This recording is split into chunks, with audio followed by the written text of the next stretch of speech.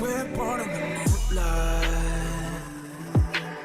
Ain't no fantasy. Can't breathe in the sunlight. Hello Aromas, this is Aromie here and welcome back to Changeling. We're here with Spencer, low-key, high-key, whatever the key, fucking basically cornering us by getting in the car and then just accusing us and everything. And our lovely boy Ewan here just so happens to be driving this way. And apparently there's rumors about Ewan, which I guess were, kind of true because from what I remember, Ali said that Ewan used to be like a really happy-go-lucky guy, which I can't honestly see. And I know you're in that club with her. Oh my god. I mean, he already said he was going to the club early, so I mean, great job, Einstein. Oh my god, is Spencer really picking a fight with someone who can probably break him like a twig? And there's some kind of problem with our club.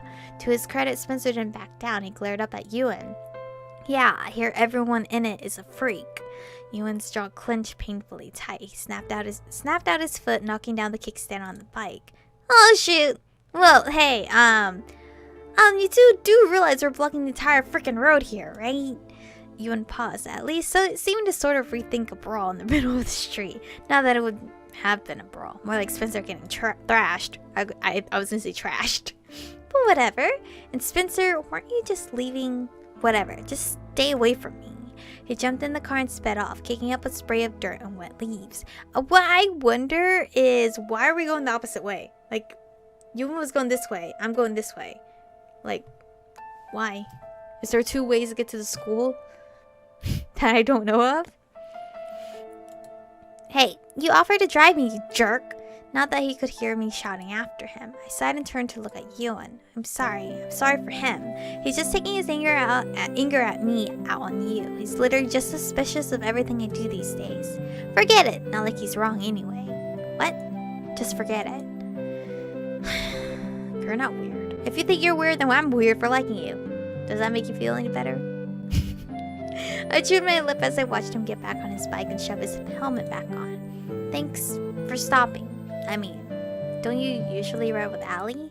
How did you know that? I've just seen you ride with her some mornings, that's all. I had never really seen him in the morning, so I didn't know when he'd seen us, but okay. Wasn't going to argue that point. Yeah, well, my mom encouraged me to ride with Spencer today. I strapped his spare helmet on and awkwardly joined him on the bike. She thought he wanted to make up, and instead he lured you into a trap so he could ditch you again. That is a slight over-dramatization of what happened. Given how notoriously bad-tempered he is, I'd have expected you to be more careful. Ewan's hands tightened on the handlebars and he looked back at me. I know you said he's suspicious of everything you do, but it is safer if he doesn't find out what we are. In all fairness, we haven't exactly ruled out the possibility of him also being a cryptic. Cryptic or not, unless he's really adept at hiding his aura, he's not Fae. You can tell. Ewan shrugged. Fae auras are unique enough that I can get a basic idea if someone is or not. He has the faint traces of Fae magic lingering around him, but considering he lives with you, that's not surprising. It tends to rub off a bit. Huh. Even if he's just slightly sensitive or something, it's not safe for humans to get involved in Fae business. I know that. We're going. Okay. I propped my feet up and wrapped my arms around tightly around his waist as he started the bike and revved the motor. Moments later, we were speeding off down the road. At least it felt like speeding. He was a pretty good wind block, but it was still cold. I clung to him and tried to not think too hard about Spencer. This is the second time Ewan came to my rescue in the morning. Oh! Okay, I was just gonna say, I haven't gotten a Ewan CGR yet, hello? And we do get one! He always happened along at the right moment, somehow. Wow. Are you like Corbin? I unconsciously tightened my grip around him. He tensed for half a second, then leaned forward, gunning the engine. Sorry, I'm cold. That's why I'm hugging you tightly, okay? It's not like I like you or anything. Even though I kind of do. The moment pulled me forward as well, crushing me against his back. My face heated up, but there was no way I was letting go of him at this speed. Pressed against his leather jacket, I was assaulted by the scent of leather, and something else that was sort of earthy and masculine. Oh god, I need to stop going around smelling people. Though I refused to acknowledge it was my fault guys smell so good sometimes. Well, sometimes. That means the other sets of guys be stinky. So please use deodorant and cologne, please. The ride to school was short and Ewan was definitely driving fast. We arrived there in no time at all. He rolled into his space and stopped carefully. For a moment, neither of us moved until I realized I was still clinging to him like a windblown lemur. I released him, I released him quickly and staggered off the bike with far less grace than I would have liked. Ewan pulled his helmet off and swung one leg over like a pro while I fumbled to get the helmet off. I wondered how bad my hair looked as I handed it over to him. So, while you were driving, I started wondering, is this going to be one of your typical questions? I have no idea what you mean by... Yes, I guess. Go ahead. Well, I was just wondering, you know, the head thing.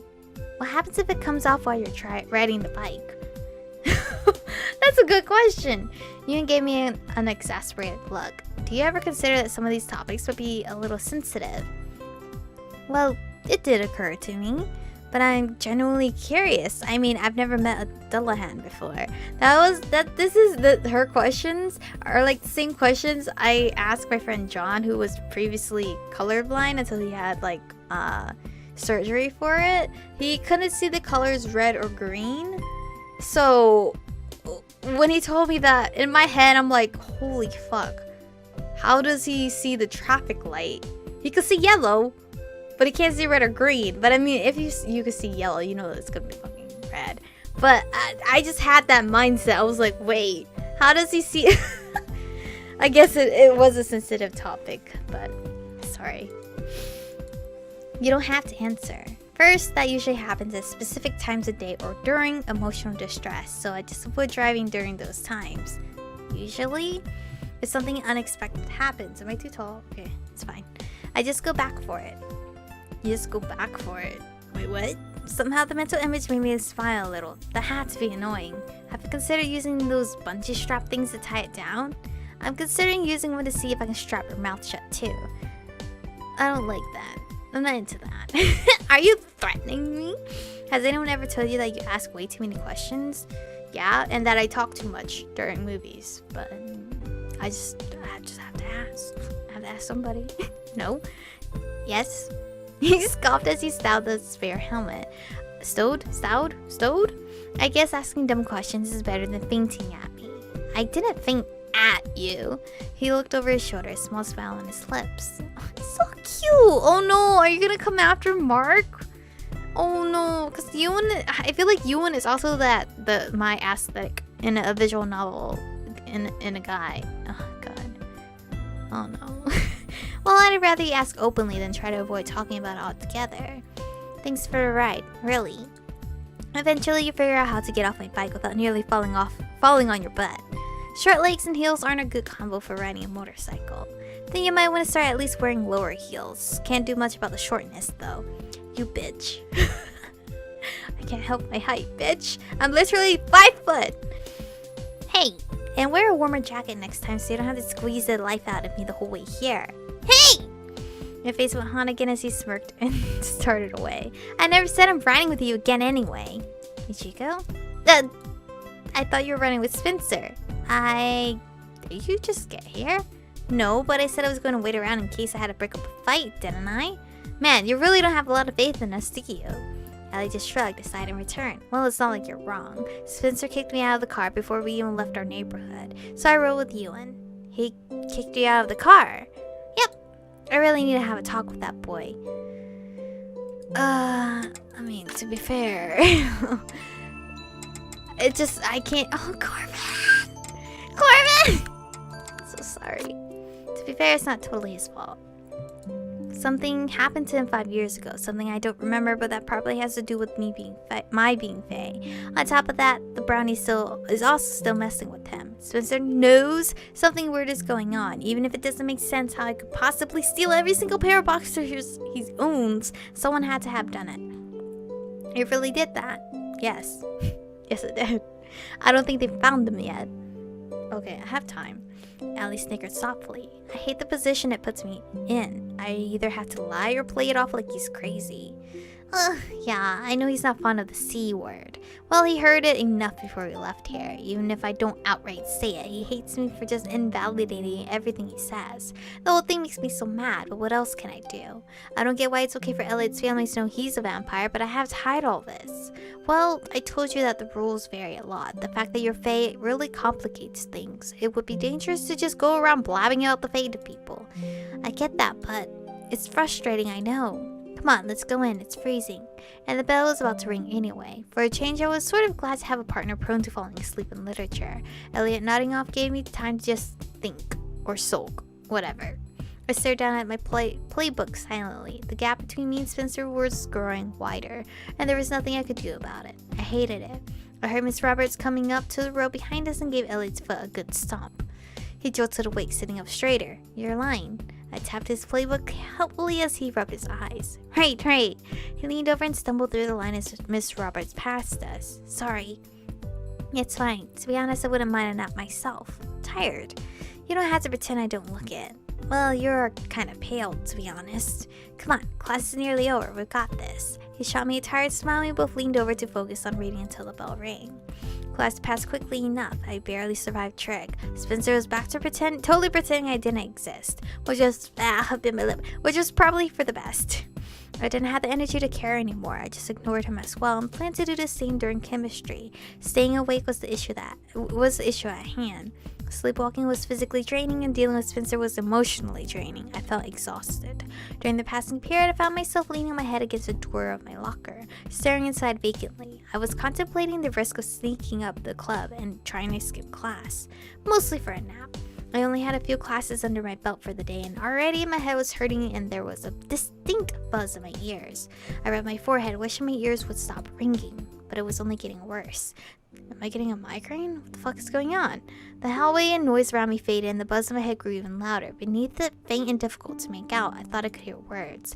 A soft chant that became clearer and clearer the more I tried to reach for it. It sounded almost like a song or a poem. What the fuck? Times I pleased you, dear mother, learned lessons and to play, and dearly I loved. Little pale brother whom other bird have called away. My vision darkened and everything else completely disappeared. What the hell? She took over my body like this?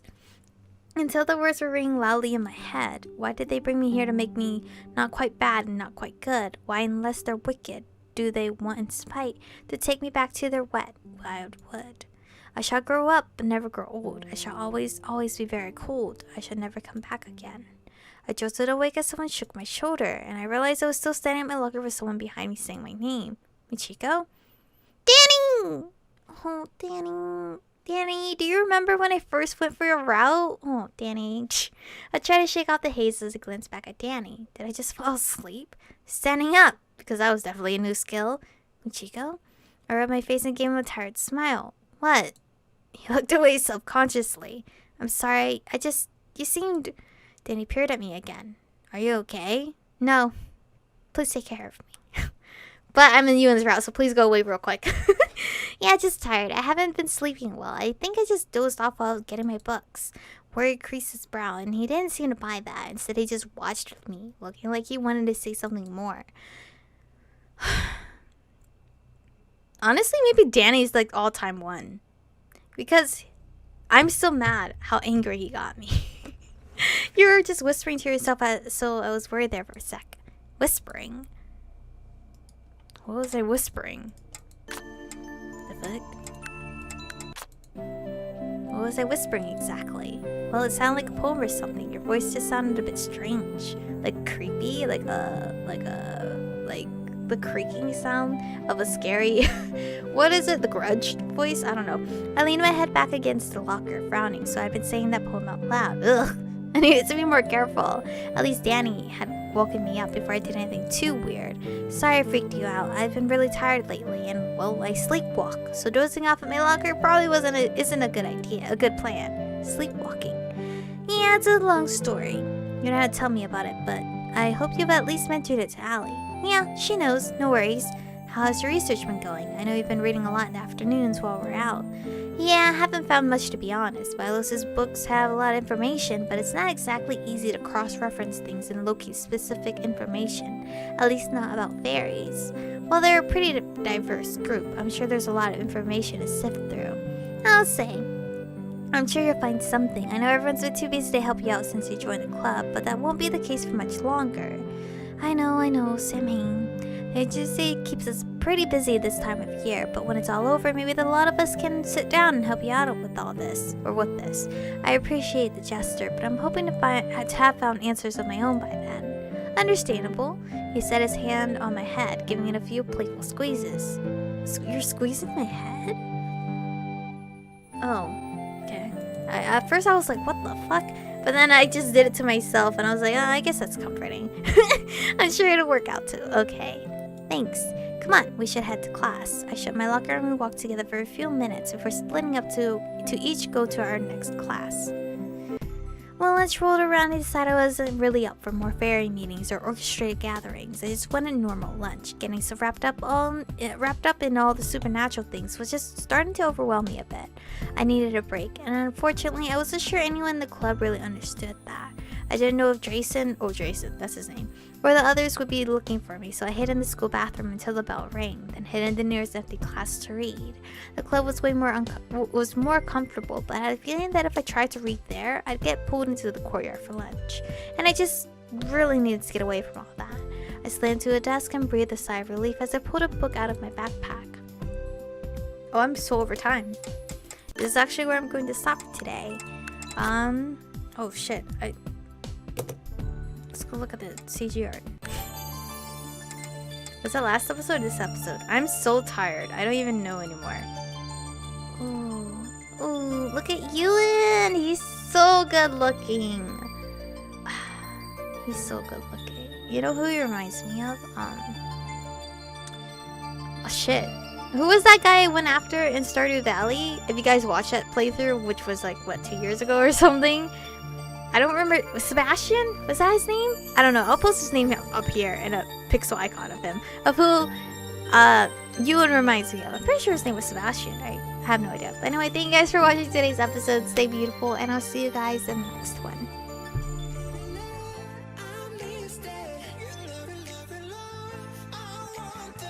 You touch it,